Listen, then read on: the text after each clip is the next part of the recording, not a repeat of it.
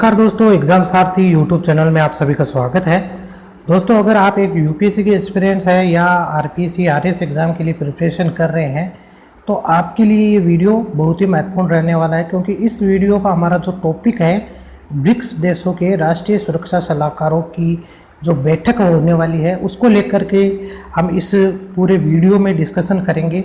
यह आपके प्रीलिम्स और मेंस दोनों ही एग्ज़ाम्स के लिए बहुत ही महत्वपूर्ण टॉपिक है, ख़ास तौर पर जो 2020-21 में एग्ज़ाम्स होने वाले हैं प्रीलिम्स और मेंस के लिए, चाहे यूपीएससी का हो या आरपीएससी का हो या किसी अन्य पीएससी का एग्ज़ाम हो। तो दोस्तों, वीडियो में आखिर तक बने रहिए।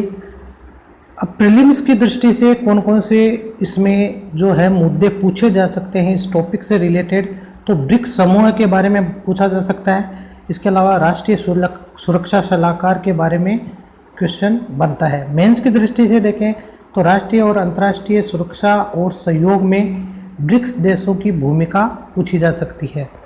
अब ये मुद्दा जो है ब्रिक्स को लेकर के चर्चा में क्यों है, हाल ही में ब्रिक्स समूह के राष्ट्रीय सुरक्षा सलाहकारों, जिन्हें कि एनएसए कहते हैं, ने आतंकवाद विरोधी रणनीति के मसौदे पर चर्चा की, जिसे ब्रिक्स के आगामी शिखर सम्मेलन में प्रस्तुत किया जाएगा। अब प्रमुख बिंदु कौन कौन से हैं? आशंकाओं के विपरीत बैठक के दौरान वास्तविक नियंत्रण रेखा LAC पर भारत और चीन के बीच गतिरोध की पृष्ठभूमि में भारत और चीन के राष्ट्रीय सुरक्षा सलाहकारों ने कोई द्विपक्षीय चर्चा नहीं की।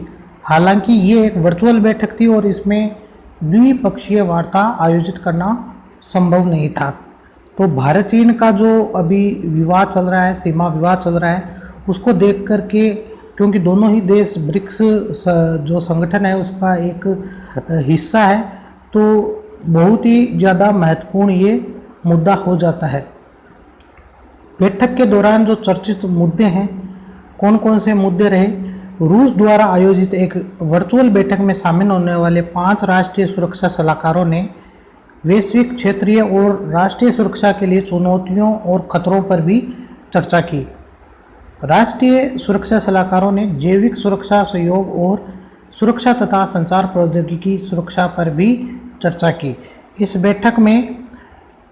बैठक के दौरान प्रतिभागियों ने ईरान, वेनेजुएला और सीरिया के आसपास तनाव बढ़ने पर चिंता व्यक्त की। इसके अलावा इस बैठक के दौरान अंतरिक्ष में हथियारों की तैनाती, अन्य देशों की अंतरिक्ष संपत्ति पर बल के प्रयोग और सैन्य अभियानों के लिए बाहरी अंतरिक्ष के उपयोग से संबंधित अमेरिका की योजनाओं पर भी चर्चा की गई। बैठक के दौरान सभी सहभागियों ने प्रमुख अंतर्राष्ट्रीय संगठनों और मंचों, विशेष रूप से संयुक्त राष्ट्र के साथ समन्वय पर कार्य करने के लिए सहमति व्यक्त की है। आतंकवाद विरोधी रणनीति का मसौदा क्या है? तो इस जो बैठक में आतंकवाद विरोधी जो मसौदा तैयार किया गया है, जो रणनीति का मसौदा है, उसमें रूस द्वारा इस संबंध में जारी किए गए बयान के मुताबिक 5 देशों ने संयुक्त तौर पर एक आतंकवाद विरोधी रणनीति का मसौदा तैयार किया है, जिसे आगामी ब्रिक्स शिखर सम्मेलन के दौरान अनुमोदन के लिए प्रस्तुत किया जाएगा।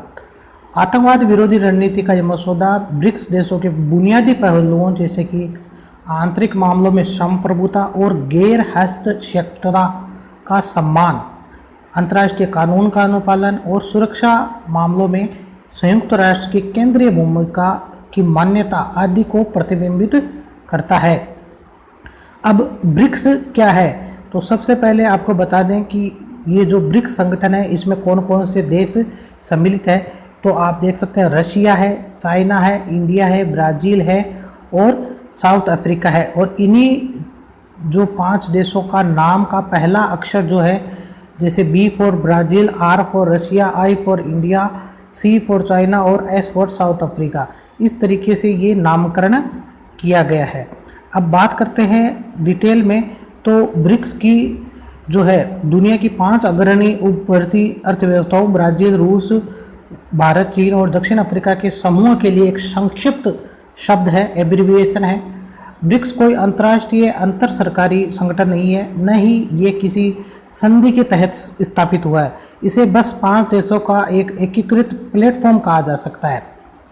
ब्रिक्स देशों की जनसंख्या दुनिया की आबादी का लगभग 40% है और इसका वैश्विक सकल घरेलू उत्पाद में हिस्सा लगभग 30% है। इसे महत्वपूर्ण आर्थिक इंजन के रूप में देखा जाता है और ये एक उभरता निवेश बाजार और वैश्विक शक्ति है। असल में इसकी शुरुआत सबसे पहले वर्ष 2001 में हुई थी, जब ब्रिटिश अर्थशास्त्री जिम ओ'नील ने ब्राज़ील, रूस, भारत और चीन की उभरती अर्थव्यवस्थाओं के लिए ब्रिक शब्द का प्रयोग किया था। दिसंबर 2010 में दक्षिण अफ्रीका को ब्रिक में शामिल होने के लिए आमंत्रित किया गया, तब से इसे ब्रिक्स कहा जाने लगा। साउथ अफ्रीका का एस भी इसमें ऐड हो गया, ब्रिक से ब्रिक्स हो गया। अब आगे की क्या इस पे राह रह सकती है इस मुद्दे को लेकर के, तो ध्याते हुए कि आतंकवाद भारत के लिए एक बड़ा खतरा है और यदि आगामी शिखर सम्मेलन में आतंकवाद विरोधी रणनीति का मसौदा ब्रिक्स सदस्यों देश द्वारा अपनाया जाता है, तो ये भारत के लिए आतंकवाद से मुकाबला करने में काफ़ी मददगार साबित होगा। यद्यपि लद्दाख में भारत चीन गतिरोध पर भारत और चीन के राष्ट्रीय सुरक्षा सलाहकारों के बीच कोई चर्चा नहीं की गई है, किंतु ब्रिक्स दोनों देशों के लिए कूटनीतिक दृष्टिकोण से एक महत्वपूर्ण मंच हो सकता है। तो ये जो ब्रिक्स की आगामी बैठक होने वाली है उसको लेकर के हमने इस वीडियो में चर्चा की, कौन कौन से चर्चित मुद्दे रहे हैं, कौन से प्रमुख बिंदु रहे हैं और आपके प्रीलिम्स और मेंस की दृष्टि से कौन कौन से क्वेश्चंस जो इसमें हमने शामिल किए वो पूछे जा सकते हैं। तो कंप्लीट जो डिस्कशन हमने किया ये बहुत ही महत्वपूर्ण है। इसकी PDF आपको नीचे डिस्क्रिप्शन में मिल जाएगी ताकि आप पॉइंट्स को नोट कर पाएँ, नोट्स तैयार कर पाएँ।